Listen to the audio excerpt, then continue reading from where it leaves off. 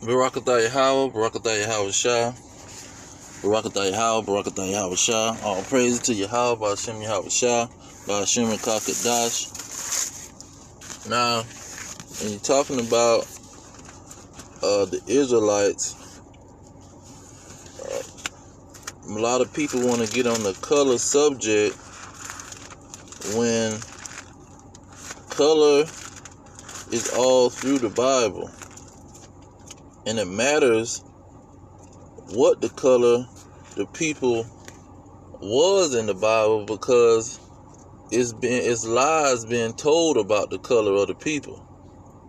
So in the present day, the color of the people is not so much important, because it goes back to the bloodline.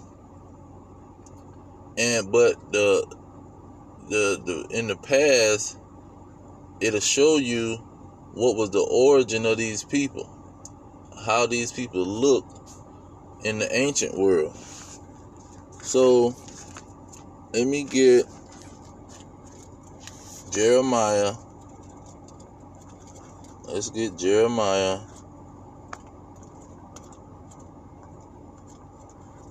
chapter 14 verse 2, because it talks about the tribe of Judah, the head tribe.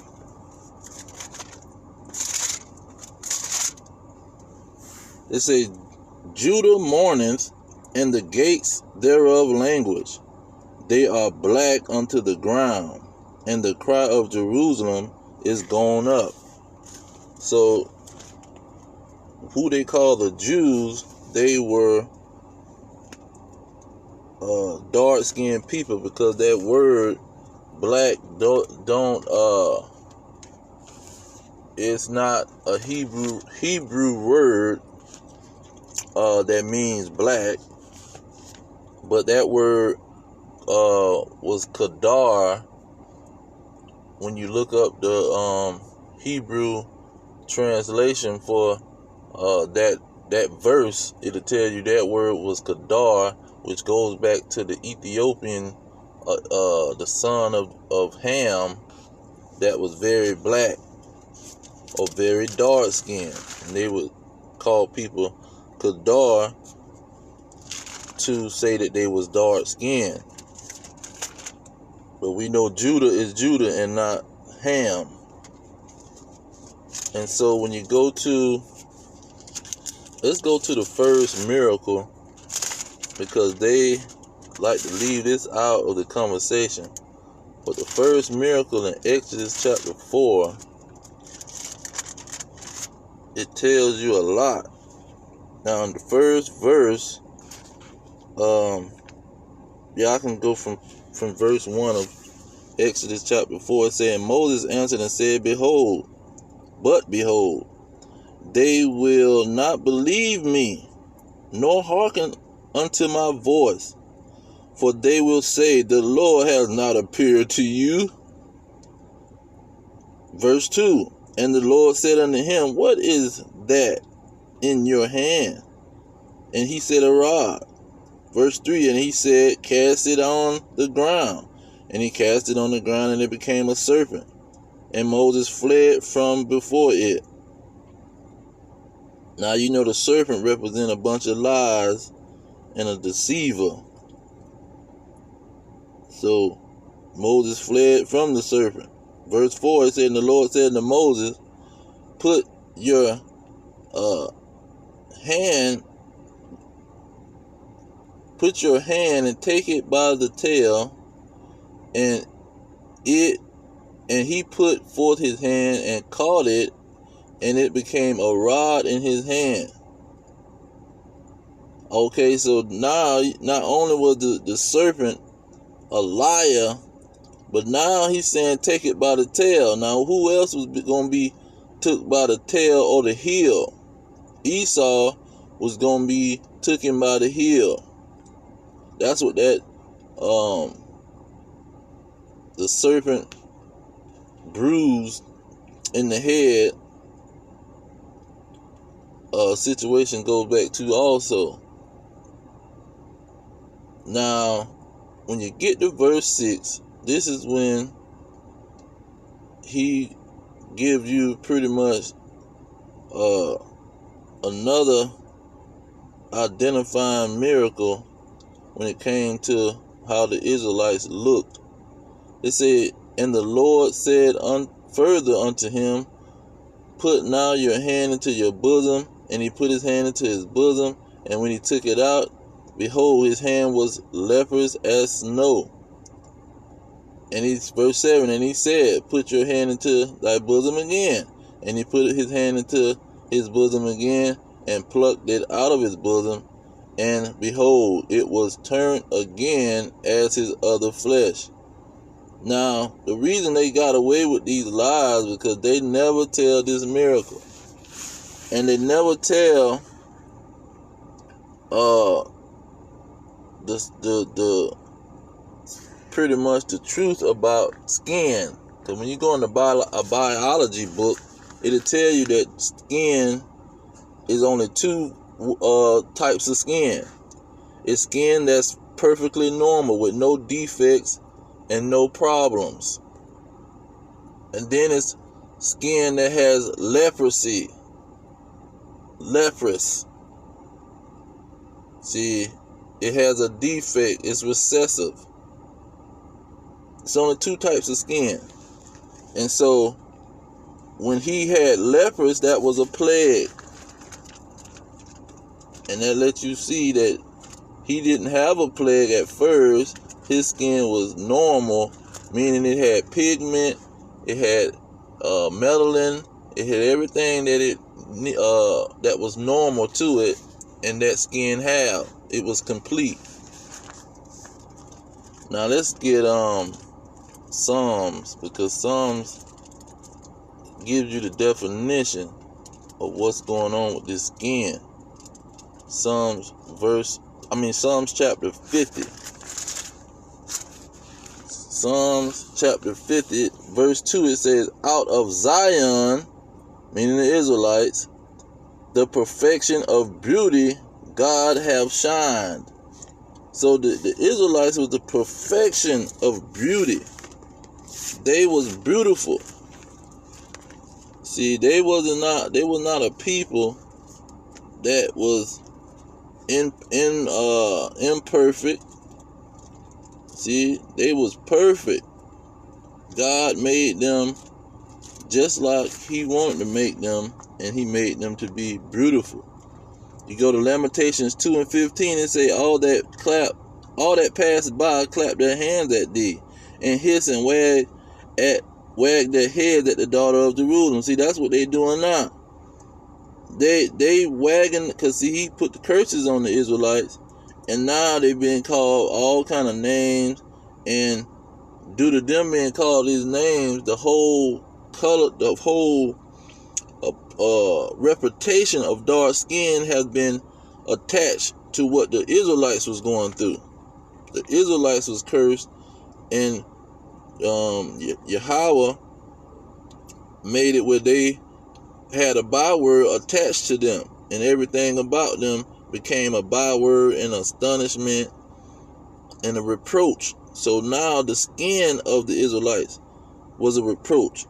So the verse goes on to say, this is the people that's talking about the Israelites, saying, is this the city that men called the perfection of beauty, the joy of the whole earth? See, they was the perfection of beauty. They was beautiful people. Their skin was beautiful. Their skin was perfect. And so these individuals who was calling them names and saying they was black and ugly, or they was black, calling them a byword, calling them out of their name, making them feel like they was ugly because of their skin. That goes back to the curses, because he got angry with the Israelites And that's what he did to them. When you go to Jeremiah 18 and 16, he say, to make their land desolate. No, let me start at 15. He say, because my people have forgotten me, and they have burnt incense to vanity, and they have caused them to stumble in the ways of the ancient paths.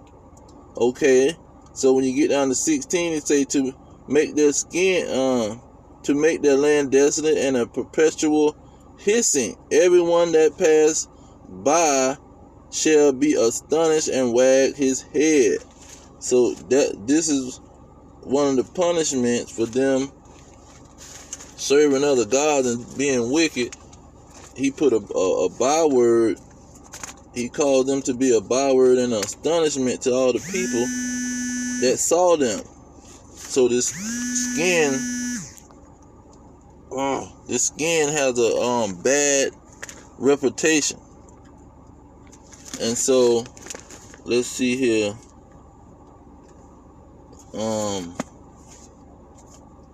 When you look at Revelations verse 1, chapter 1, it talks about Yahushua skin being burnt like it was burnt in a furnace. It was brown bronze and like it was burnt in a furnace. And then you got Revelations, let's see here, Revelations, thinking,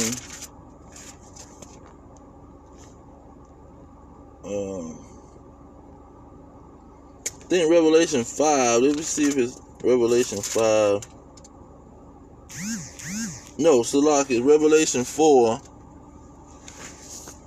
Revelation chapter 4, verse 3, it say, let me start at verse 2. And immediately I was in the spirit, and behold, a throne was set in heaven, and one sat on the throne. Verse 3, and he that sat was to look upon like jasper and a sardine stone. Now, the sardine stone and jasper, they are very dark brown. It's like a reddish dark brown. And so he talking about the Most High God skin color or appearance.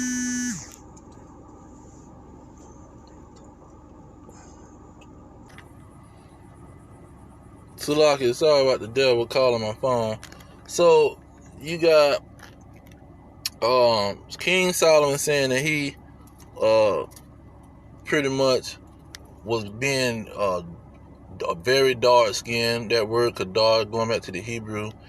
You got the daughters of Jerusalem was very dark skinned, who he was talking about, saying that the sun made them even darker. You see, and when you got leprosy, like the so-called white man, the Edomite, he don't have no sun ain't gonna do nothing to this man. It's just gonna turn him even more red, which was he is. Esau came out red. See, the sun gonna expose, just like light gonna expose the truth. And that's what's really going on. There's been light being shined on the subject, and it's exposing the truth and exposing the lies that this dragon done presented to our peoples. But it was all through the will and the power of the Lord. So he giving us the knowledge to understand what he's doing in the earth. That's why he say this deceit will be quenched and the truth will flourish in the last days. And so now we can see who our enemy is. Now we can see who the devil that the Bible speaks of is, and understand who we are. The blacks, Hispanics, Native Americans, descendants of slaves are the Israelites. And so they have to repent and come back to the Lord how they was back in Jerusalem. And hopefully they are part of that hopeful elect. But I'm going to leave it there. All praises to Yahweh, Ba'ashem Yahushua, Ba'ashem Kakadash, double honors to the elders pushing the truth, peace to the elect worldwide. Our kingdom is at hand. Shalom.